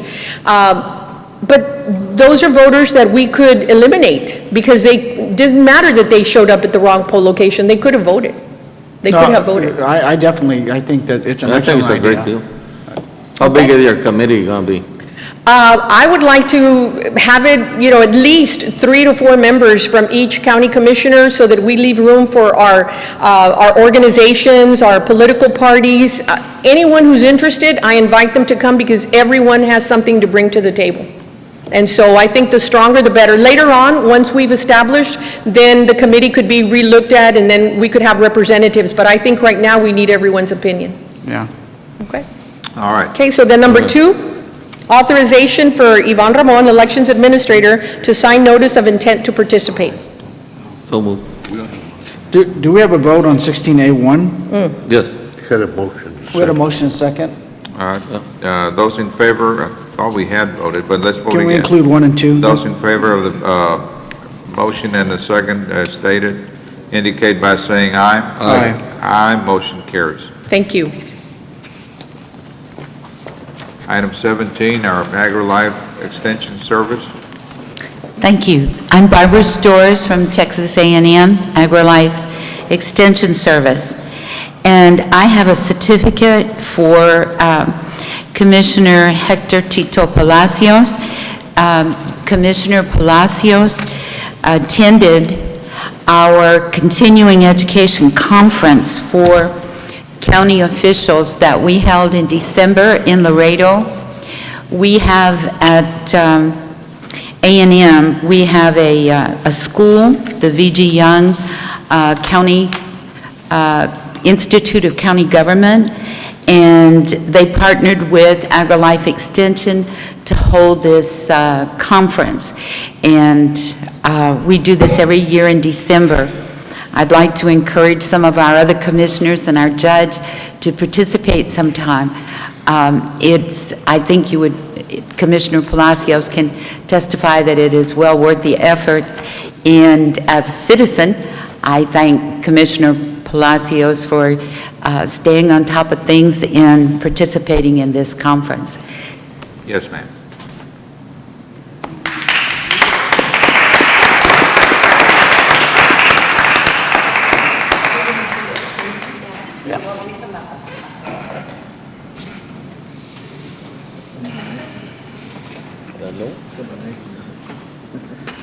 I guess we'll stand in honor of our county commissioner.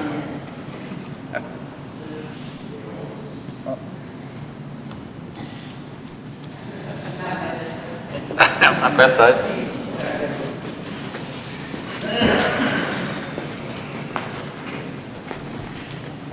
Okay. Item B. I have a little presentation.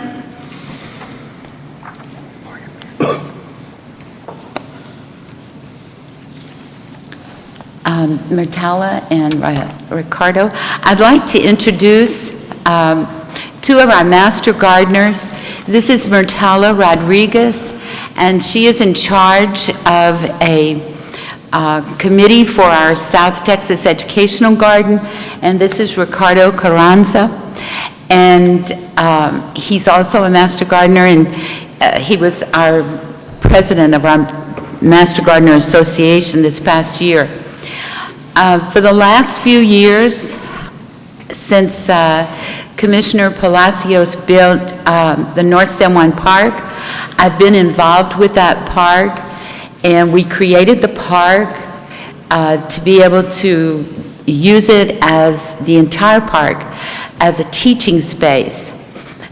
We used native plants. We had the park, parts of the park are certified as habitats. And in this past year, with the drought and with the fact that Hidalgo County hit the national list of being the most obese place in the country, we decided that we could do even more. So in the past, we've had classes in a little section that's a 1.2 acre separately fenced area that's in the park across from the baseball field. This is a teacher training. We have a curriculum called Health and Nutrition from the Garden, and we hold a training with outside demonstrations and then inside activities from the curriculum each year for about 50 to 60 teachers from 3 to 4 counties. And it's to teach teachers how to install outdoor learning centers for their students and how to utilize this curriculum in helping them to grow some better students that are not only educated in science, but a little bit healthier. And we also do a grounds maintenance training in the park.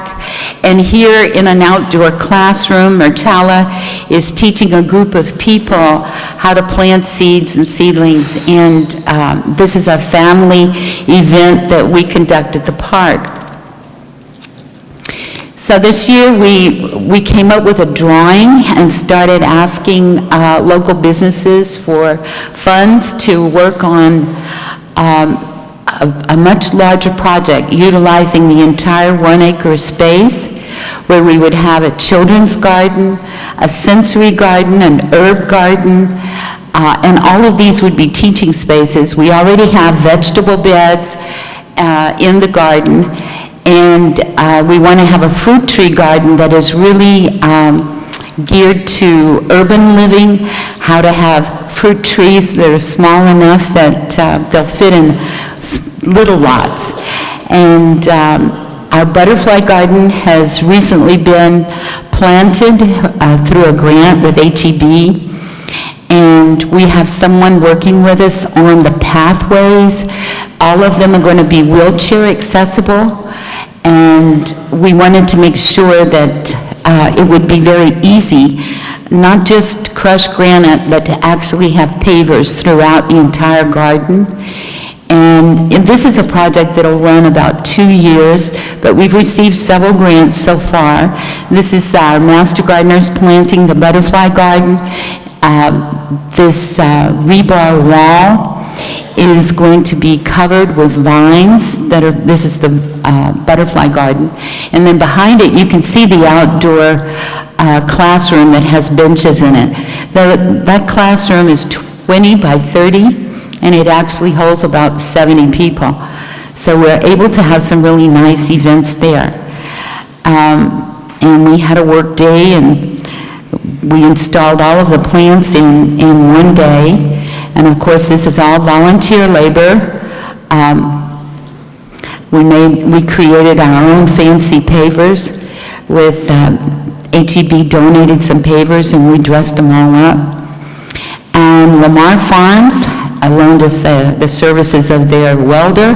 This is a 13-foot panel, 13 feet high, and this is going to be part of the entryway that will eventually go into this garden. Of course, we're going to have planters, and we're going to have some fancy stonework that's going to go on the ground so that we can really say welcome to the South Texas Educational Garden.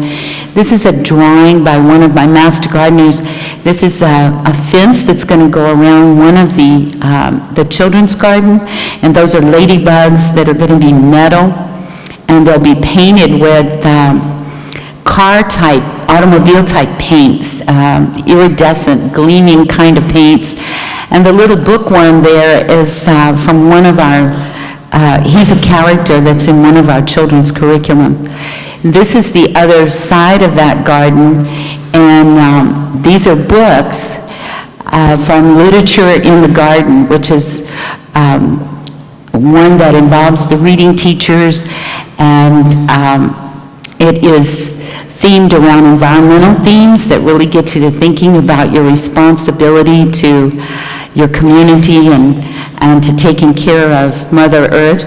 And this is actually an entryway where you walk through the books. So I just wanted the community to be aware of what's going on now that we put in a 13-foot high entry gate.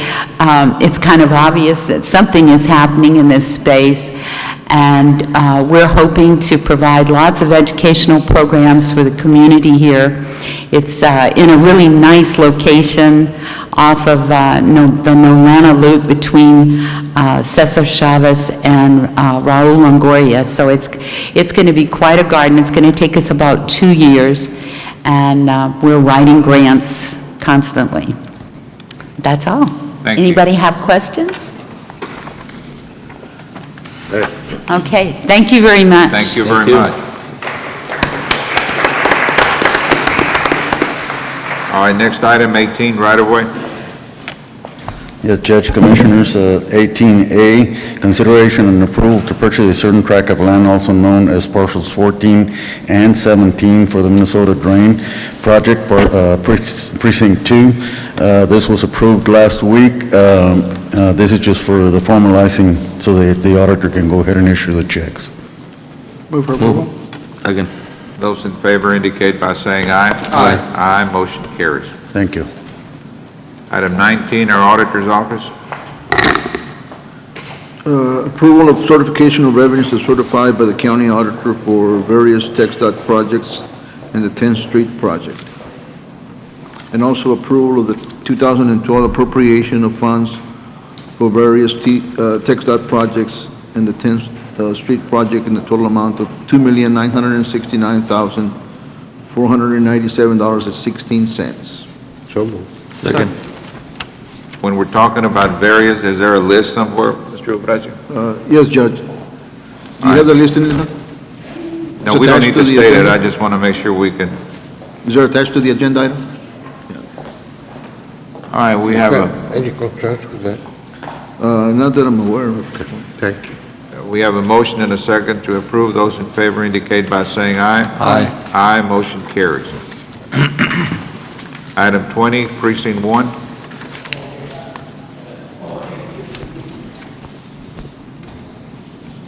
Morning, Judge, Commissioners. Morning. At the request of the Development Council 911 program, they're asking that we name a private road. Now, this road is not a county road. However, they need to name this road for matters of emergency vehicles to get to, and the name they're recommending is Diego SR, which is Diego Service Road. Move for approval. Second. Those in favor indicate by saying aye. Aye. Aye, motion carries. On the next item is the appointment by Commissioner Cuellar to the Regional Mobility Authority Board. Karina will read the bio for Mr. Reyes. Item 20B is approval of appointment to the Hidalgo County Regional Mobility Authority Board of Directors effective February 5th, 2013.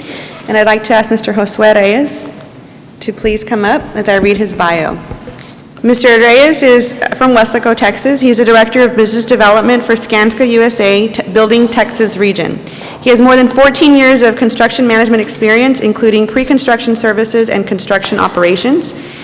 Mr. Reyes assumed the Regional Business Development role for Skanska's South Texas market since January of 2010, and he is currently responsible for building project pursuits in South Texas totaling in excess of $800 million. Prior to assuming this regional role, Mr. Reyes served in an operational capacity, providing oversight and management for projects in South Texas, and he served on the Senior Leadership Committee for Skanska, Texas. He has a Bachelor of Science from Texas A&M University, and as I mentioned before, he resides in Weslaco, Texas. He's a member of countless professional community organizations and is engaged in charitable and civic engagement, such as a member of the Rio Grande Valley Hispanic Chamber of Commerce, member of San Antonio Hispanic Chamber of Commerce, member of the Hispanic Contractors Association of San Antonio.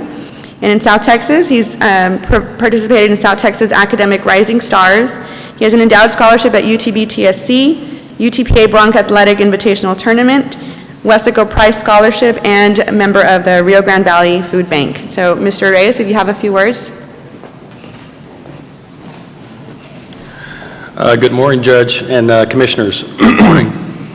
First of all, I'd like to thank Commissioner Cuellar for the confidence to serve the county as a board of director for the RMA.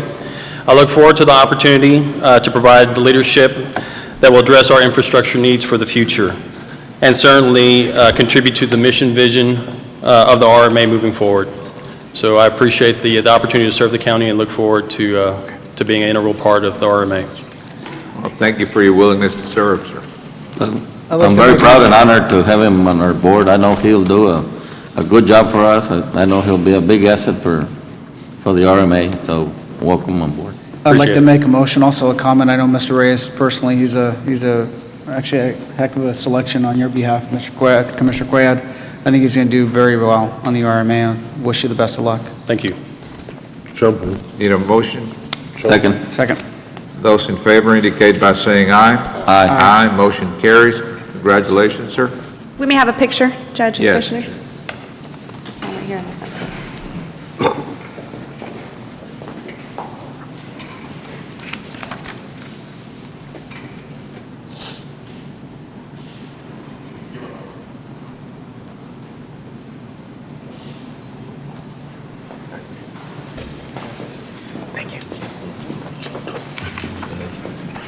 Karina, how many other appointments are coming up? When do these terms expire or begin to the RMA? I will find out for you, sir.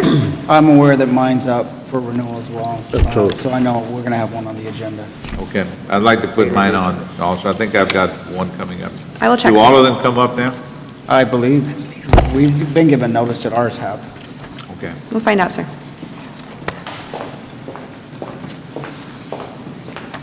Item C, Judge, Commissioners, we asked at this time to take no action on this item. We will be bringing it back next week. all right, sir.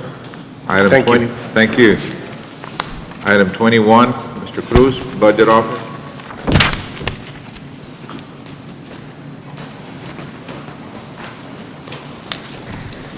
Morning, Judge, Commissioners. Sergio Cruz, Department of Budget Management. Item 21A1 is approval of appropriation of funds for the Courthouse Security Fund, Fund 1241, in the amount of $1,500. Move for approval.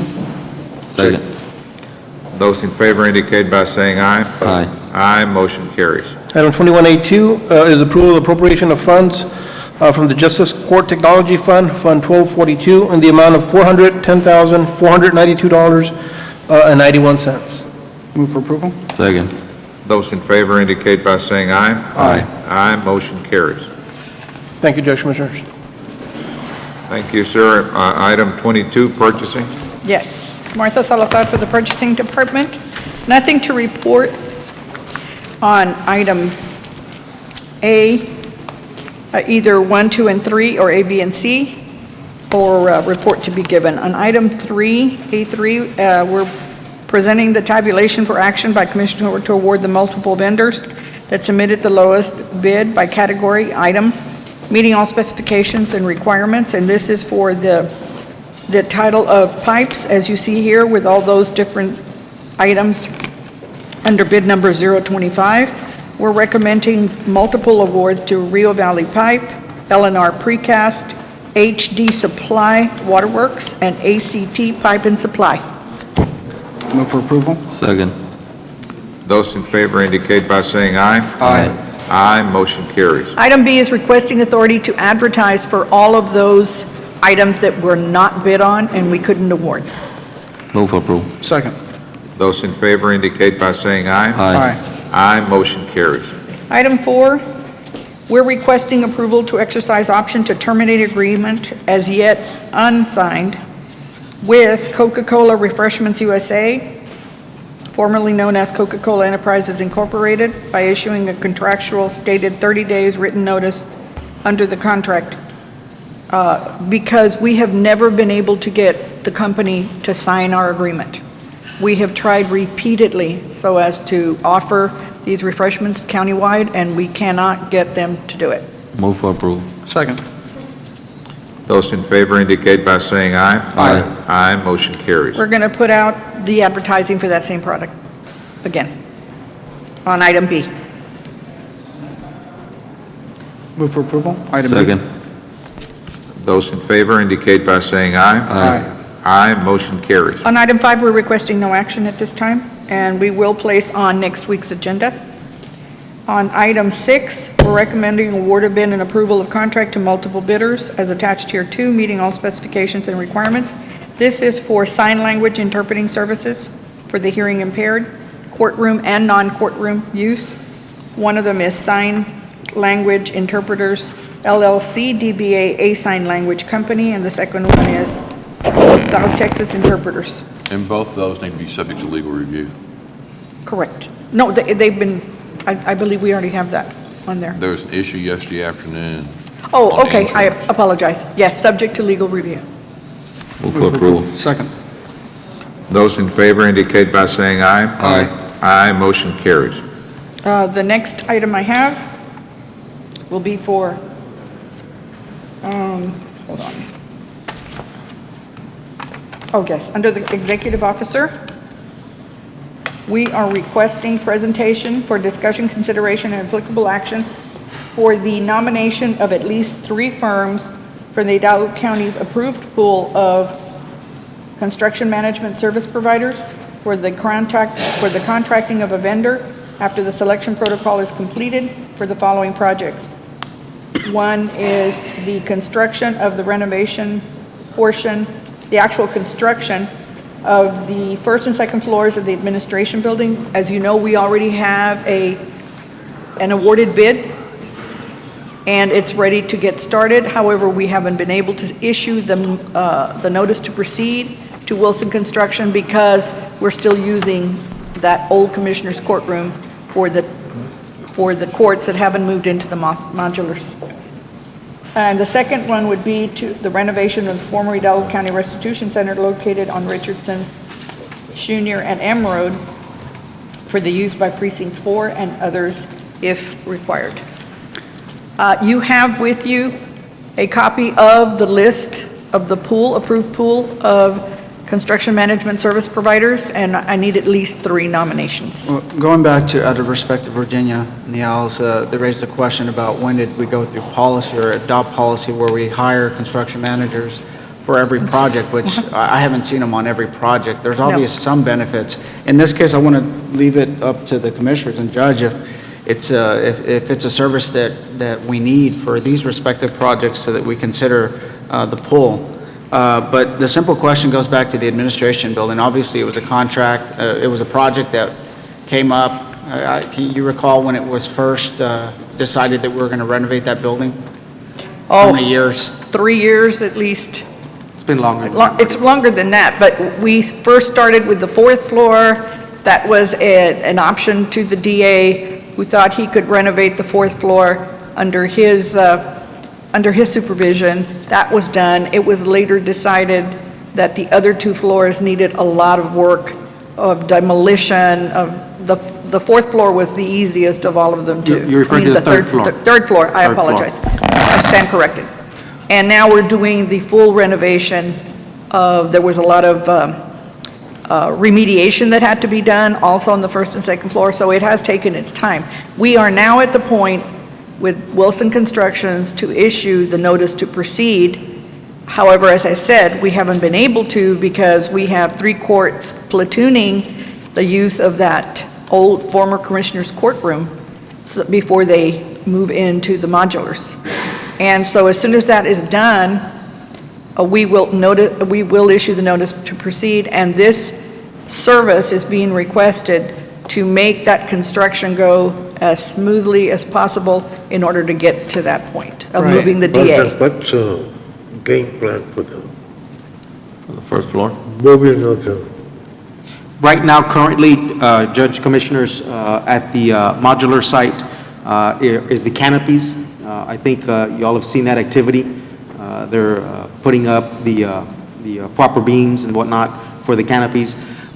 We are slated to move in, I believe. Through the month of February. Through the month of February, and that, and I do want to make a notation with respect to what Marty just said about the old administration building. The project itself has been delayed for so long that I believe we're on the cusp that the current bids that we have in place for that renovation, they've been holding that bid for quite some time. Well, it's an awarded contract. The contract's signed. They would like to get started. Yes, but in there lies the issue that we have delayed this for the time period that we've delayed it, that they may not be able to hold the bids that they, you want to explain that? What I've been reporting to. There's no bid, there's no bid, it's a contract. It's a contract, it's been awarded. Yes, The but- contractor has been notifying us at least weekly. Yes. That they want to know when is the county going to issue the notice to proceed. As I can imagine, they are now getting concerned on the length of time they can honor this contract. But I have not received anything to the contrary, that they intend to send us notice of not fulfilling Okay. their obligation. However, it is something that I think is very important for the court to be cognizant of, because they need to get started. We have a firm fixed contracted price, and you can't ask and you can't expect a contractor to indefinitely hold his subs. But that is why we need movement into the modulars so that we can proceed. Now, Mr. Guerra had asked that I place this agenda item, and I believe in the interest of moving the project along once we do issue the notice to proceed, is to do whatever we can to make sure that it is completed on time and on budget, and not because of the contractor's fault, but let us use this service to smoothly get this project completed. How do we determine what projects we're going to have construction managers on? It has been, there is no policy that I'm aware of. Well, I know It has there is been by none. request. I know that there By was the represented users. that there was, but there is not, but we do hire them. When do we decide to hire them? This was a request by Mr. Guerra, and in fact, I asked him that very question. I said, you do have a contract already in place. This contract with the architect in place has not construction, but project management services embedded in the architect's contract. So he still felt that it was something that, in the Judge, interest and- of all the projects we have going, that this may assist And the I think county. it came up from the M-Road. Originally, we were looking at the M-Road building, the restitution building being potentially a housing place for some of these courts that we ended up going to modulars. In there, an architect was chosen, and they were looking at redesigning the building, of which we're not doing after all. In the middle of that, we were in the process of bidding out a shop, of which we were going to house some of our administrative staff inside that building. Of course, that came in at $2 million, and we abandoned that approach. So we looked back at the restitution center as potential housing for additional departments. As you know, the fire marshal is there currently. So we're looking at existing space, not remodeling. We're looking at renovating. As a matter of fact, utilizing some of the materials that's already been ordered for reconfiguring the building for use as the courts. We found it a need to bring in a construction manager for particularly that building, being the fact that we're not just moving that, we're moving our staff over, and we're redoing our support services, oil tanks, motor pool, and various variables where we're going to need somebody that knows what they're talking about to value engineering some of the needs we have. That is why we asked for item B to be on the agenda to consider, No, and because there is an obvious benefit there for the But multiple. If we already have a contract with an architect that provides for construction management, and we're going to hire a construction manager. It calls should we for go back- project Hold on, Marty. Should we not go back to the architect and renegotiate our contract with them? Well, their fee's already in for. I know, but you're saying that part There's- of their obligation is to provide construction management. No, it's to provide project management, which is their obligation What's under. the difference with project On the management and project, construction on the management? project, the construction management would be a liaison between the court and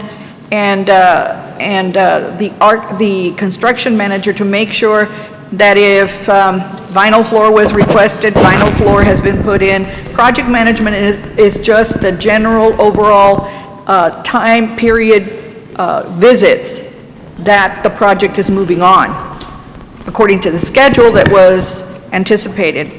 And if we did- Construction management becomes a lot more specific. Now, I also, and Mr. Guerra will tell you that I felt that the project for the administration may be at a point where a construction management may be very limited in their scope because the plans have been approved, all changes have been made, a contract is in place. For a construction manager to come in, there wouldn't be anything they can change because it's all fixed already. So in that particular project, it is something that the court needs to really think about it.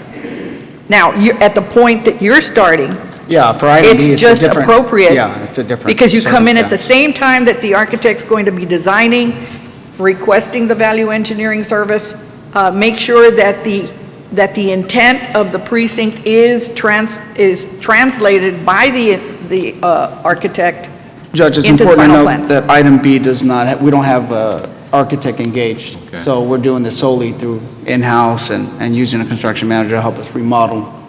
In the other item A, it's obviously a different circumstance, so we'd like to try to treat those as different. It's different, but items. we just did one Yeah. agenda request. Judge, I don't think we need construction managers, as one of the presenters indicated this morning. You can have an architect, an engineer, on and on and on. I mean, Well, yeah, in this case, you do hold your architect ultimately responsible for this That's it. project. Judge, one person should be held accountable. Now, in Commissioner's case, you're starting really from the ground up. And I think that's the most that's the most appropriate time for a construction manager to be considered for a project. I would agree with that. Judge, It's- Yes. if in fact this contract that you're going to enter with this construction management firm is for duplicate or redundant services, I don't think it'd be proper for the county to pay for the services to more than one individual. But I agree do with suggest, you. I do suggest this, that if it is the court's desire to proceed with this, then the construction manager's scope of work is greatly reduced against, as you just said, and we discussed that aspect, that there be no duplication of work. Delineate exactly who's going to do what, so that you don't get That's charged. what I'm saying, so you will have to eliminate the same services from one or the other. Correct. You cannot have the same service from Correct. both. I fully individuals. recognize that. If indeed that's the court's desire. Somebody has to go and do an evaluation and determine which are the duplicate services so we can reduce it. Correct. As opposed to the Precinct 4's project, that is really a new project. I'm because talking it is about now- A only. Exactly, on the exactly. And I administration. did want the court to be aware of that distinction. All right, again, what is our policy? I know we didn't address it.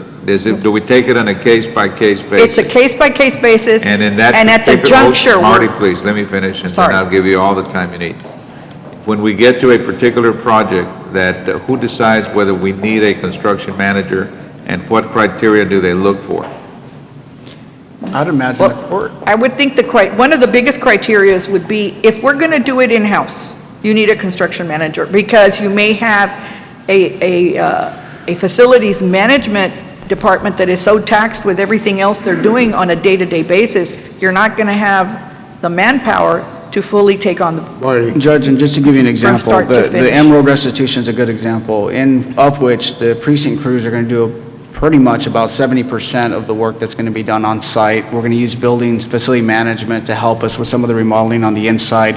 Of course, we can't address the issues on the HVAC system, and so we're going to need some expertise in there. So it's probably the best example to use when You don't determining have an whether or not- architect there on that. No, we don't have an architect on hand.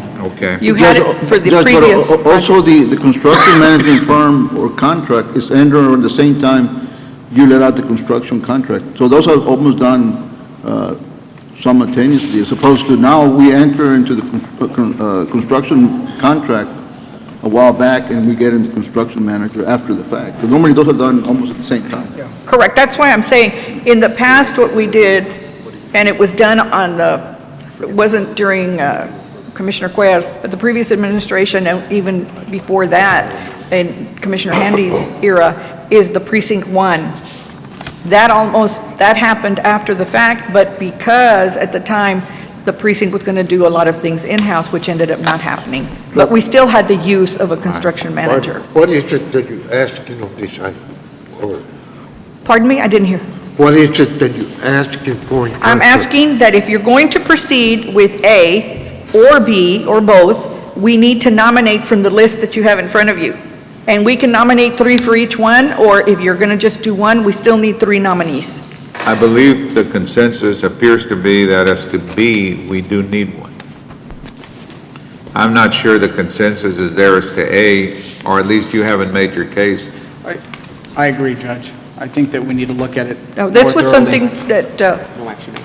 so we'll take no action on A. Well, no, I'm not suggesting we take no action. I'm suggesting that you convince us we need it, or at least give us the criteria or the options you're looking at, asking us to consider hiring a construction manager. And as I said earlier, I do not see the wisdom of going on a contract that's already awarded to have a construction manager. I believe it's going to, there may be duplication of efforts, and also it is going to lengthen the project. So you're for this recommending reason. that we not hire a construction manager for A?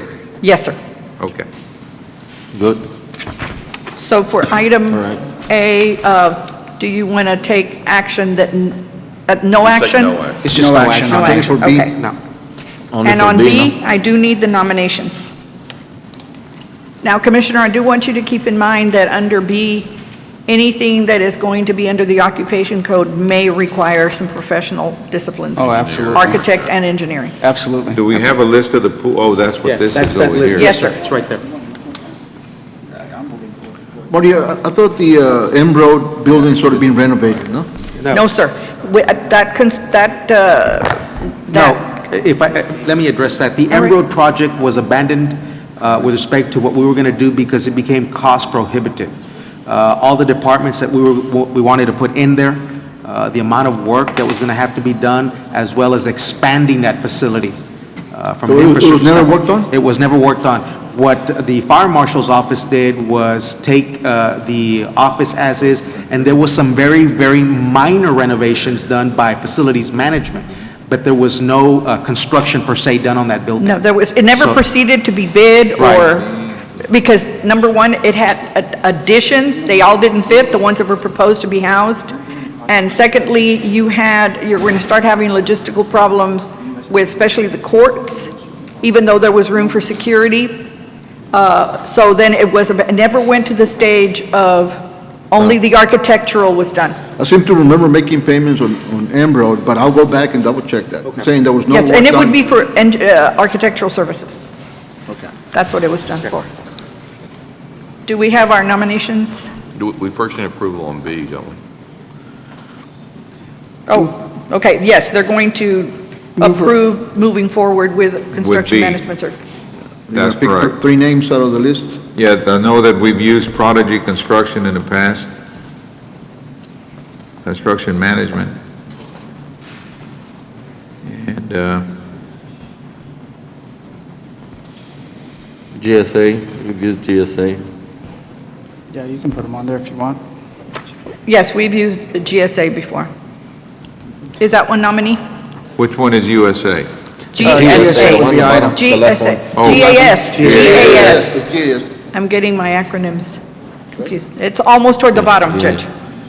And what, Dannenbaum or? I would put Dannenbaum just because they had the initial contract when they first looked at that building, when it was going to serve the court's needs.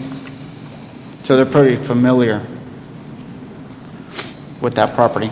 All right, to They designed repeat? the renovations? They designed the plan, you say? Well, they designed the expansion, not the remodeling. But they did an assessment of the existing building right now, so they probably, they know some of the issues with the property. So then it's Prodigy, GAS, and Dannenbaum. Is that correct?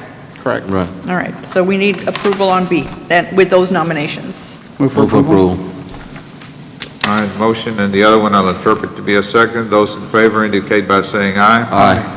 Aye, motion carries. And what about your graders to evaluate and score? What about what? We need graders to evaluate and score? It's on the agenda. Well, I guess you can Is name that on a the- where's it committee on of the the No, board. it's just a committee. I don't think there's any action for that. I'll bring it, nomination. We also need action on Okay. C. On what, Steve? C, Well, What we The named- we the named action it. was to nominate 3 firms only. But there was Is that never- included? I'll bring it next week. there was You, never a that vote. gives you a chance to, yeah, there was. No, the vote was on B. For C. Okay. For C, we need a vote. now Yeah, it's for C. B. Yeah, for B, that was B. Oh, No, but she wanted to already establish a committee. grading committee, And but that's not on the agenda. that's not on the agenda. Therefore, it'll give you a week. That's I'll fine. place it on the 12th, and you let me know who your nominations are. Move for approval. Or if you want to C. email them to me, then I'll put it as part of the agenda to confirm. So a motion for approval of item C. Second. And item C are the three that we talked about? The nominations. Yes, sir. All right. Those in favor indicate by saying aye. Aye. Aye, motion carries. Item C is for Precinct 4, we're requesting approval of a project title error to Exhibit D1 in connection with Work Authorization 2, approved December 4th, 2012, corrected, and as corrected and submitted by LNG Consulting Engineers, DBA LNG Engineering, in connection with contract number 234 for it's a job-specific contract, that's the correction. Part 2, Phase 1 of Kenyon Road East to FM 907 Old Alamo Road within Hidalgo County Precinct 4. Move for approval? Second. Those in favor indicate by saying aye. Aye. Aye, motion carries. That is all I have, thank you. Thank you, ma'am. This time pursuant to 551-071 and 072, I would entertain a motion and proceed to executive session. Move for approval. Second. Those in favor indicate by saying aye. Aye. Aye, motion carries.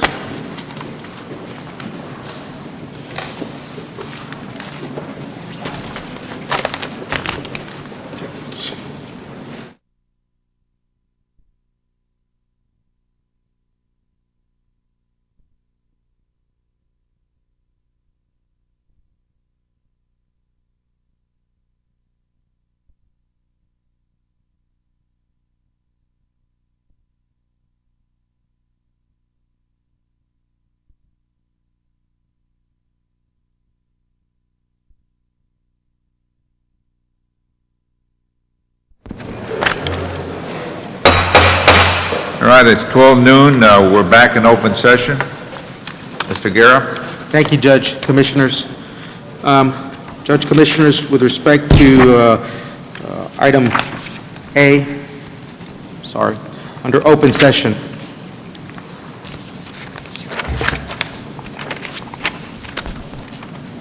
Under open session 24A, real estate acquisition appropriation of same, no action. Item 24B, pending and or potential litigation, no action, no discussion. Item 24C, claim of Michael Navarro. Judge, Commissioners, I'd like settlement authority to make an offer in the amount of $1,500. Move for approval. Second. Those in favor indicate by saying aye. Aye. Aye, motion carries. Item 24D, claim of Rodolfo Espinosa III. Judge, Commissioners, I'd like settlement authority to make an offer in the amount of $150. Move for approval. Second. Those in favor indicate by saying aye. Aye. Aye, motion carries. Item 24E, C4070-12-F, Marisela Gutierrez versus County of Hidalgo and Joel Quintanilla. Judge, Commissioners, I'd like for the court to entertain a motion in settlement of this case with the County of Hidalgo and Marisela Gutierrez. The appropriate paperwork has been attached with respect to the settlement, terms and conditions, and that is also to include a payment in the sum of $15,000. That would be made payable to the law office of Javier Peña and Marisela Gutierrez. Move for approval. Javier Peña? Yes, sir, Javier Peña, attorney at law. Those in favor indicate by saying aye. Aye. Aye, motion carries. Judge, Commissioners, there is nothing to act on 25, 26. All that's left is item 27, the adjournment. But then the payment is in the whole amount of $15,000 in the name of those two individuals? Yes, made payable to the law office of Javier Peña and Marisela Gutierrez. Move to adjourn. Second. Those in favor indicate by saying aye. Aye. Aye, motion carries. Thank you, Thank you, gentlemen. Judge, Commissioner. I don't know.